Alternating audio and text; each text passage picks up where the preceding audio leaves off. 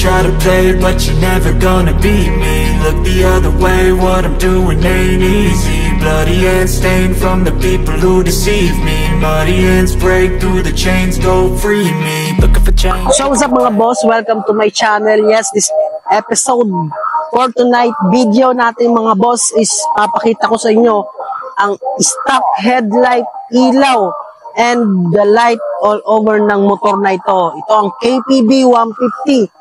Yes, sa mga nagtatanong, nag-a-ask kung kailangan po ba magpa-install ng additional mini driving light or any accessories light para more visible ka or more liwanag sa gabi. Masasagot natin ito at para mapakita nyo na rin kung ano ang mga gandang ilaw about dito sa KPB 150. Kaya ano pang hinihintay natin?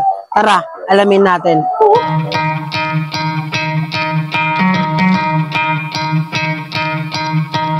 You could try to play, but you never.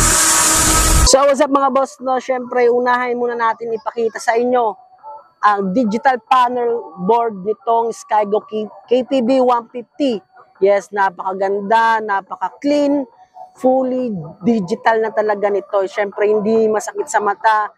Sarap tingnan, parang nanonood ka lang no ng race. Hindi, I mean, ang mga digital numbers dito is visible na visible. Mag-start sa odo, reading niya, sa trip meter niya. Syempre itong pinakamalaki na yan, na kilometer per hour, and the time and the symbol of the fuel. At this is the RPM ng katakbo. Yes mga boss, napaka-solid dito, especially sa ganitong gabi. Makita nyo talaga, hindi siya masakit sa mata, hindi siya nakasilaw, super smooth, super pinapagandang ilaw na to. At syempre, hindi makalimutan ng Skygo logo. Tapos indicators, the engaged, nakaano tayo ng headlight, low beam.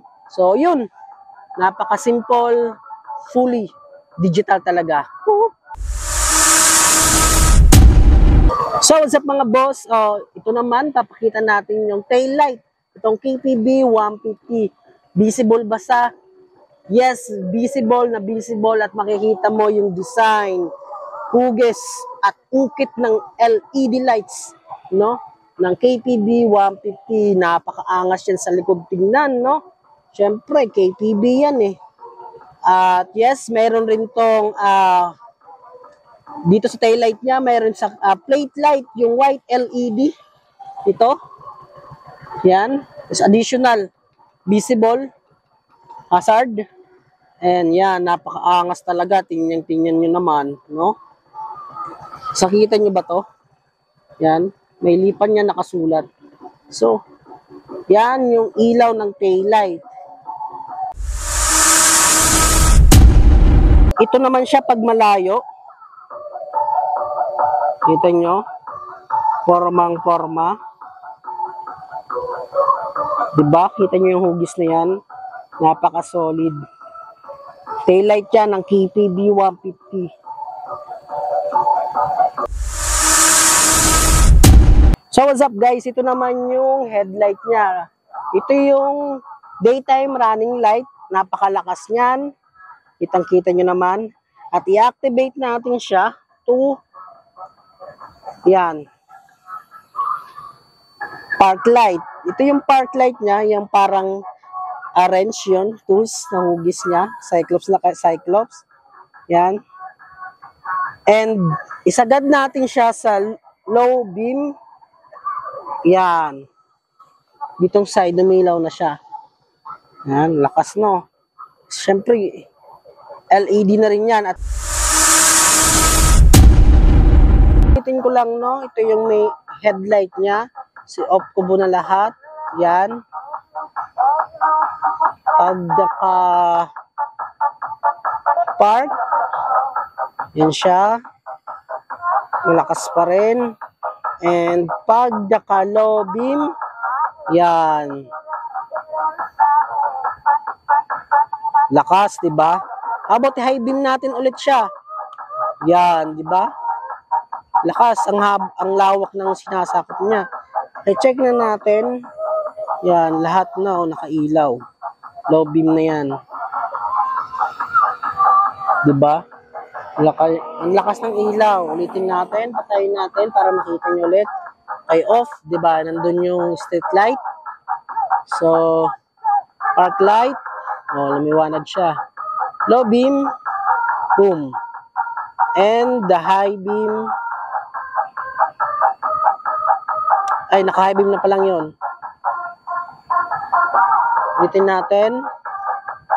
Park light, low beam, and high beam. Yun.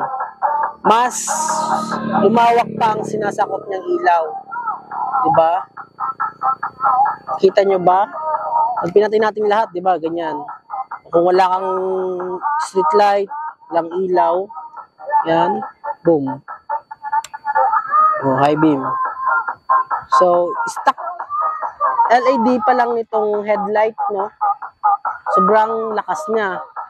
Malawak na at malinaw, no? Especially sa mga walang street light dyan sa kalsada.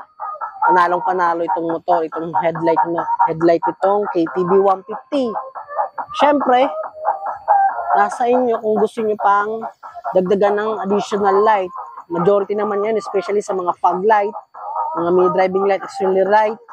No, pero para sa akin, yung headlight stock nitong motor, pure LED, napakalakas. Especially pag nag-low beam ka na. Nag-high beam ka na, di ba? Diba yan, oh. Pero ang low beam niya, napakalakas na yan, oh. Park light, low beam, di ba? Lawak ng sinasakop niya, especially kung mag-high beam ka pa.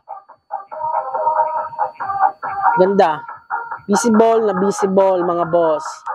Diba? Para sa akin, yun, I'm satisfied ng ganitong ilaw. Pero but soon, especially kung maglo-long ride ako, mag-install pa rin ako ng mini driving light or any accessories light. Kayo, kung balak nyo kumuha ng ganitong motor, kung city drive ka man lang, may mga backup street light, goods na goods ito, 100% na malakas ang ilaw niya. Pero kung pupunta ka sa mga bundok or mag-rides ka, long ride, kailangan mo pa rin mag-fog light or any accessory na mas malakas. Pero ito, I'm satisfied itong headlight ng KTB. Kaya super lakas niyan. Tignan nyo. Diba? Panalong-panalo, poging-pogi yan, mga boss. KTB 150 by Lifan, no? So, yun, check nyo na lang.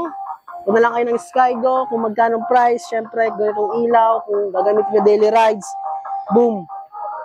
And, swak na swak ito. Syempre, nasa inyo pa rin yan kung magkapaiso kayo ng additional light, pero ganito, sobrang lakas niya nan sa kalsada. At syempre, ang gandahan dito, may sarili na tong hazard switch, ito, hazard. Turning signal.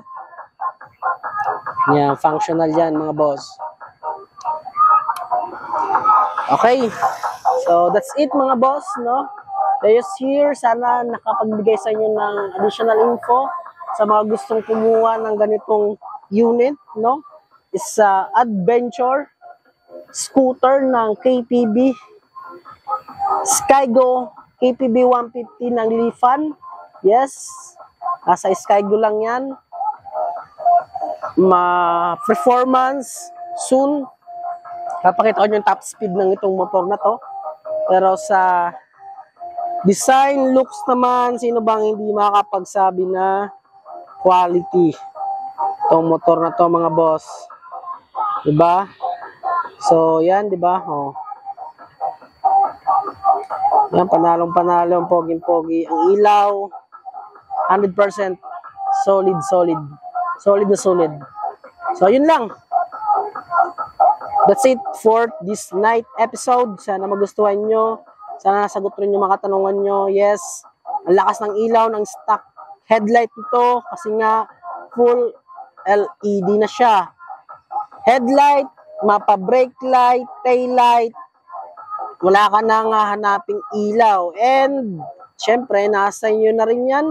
Kung gusto nyo magpa-additional na mini driving light with fog light, yes, uso yan ngayon.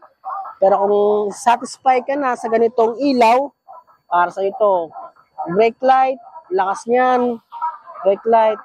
Yan, no. So, that's it. Let's hear. And shout out sa mga KTB Skygo user dyan. Comment lang kayo sa mga gustong test natin at i-review natin itong motor. So, that's it. Let's go.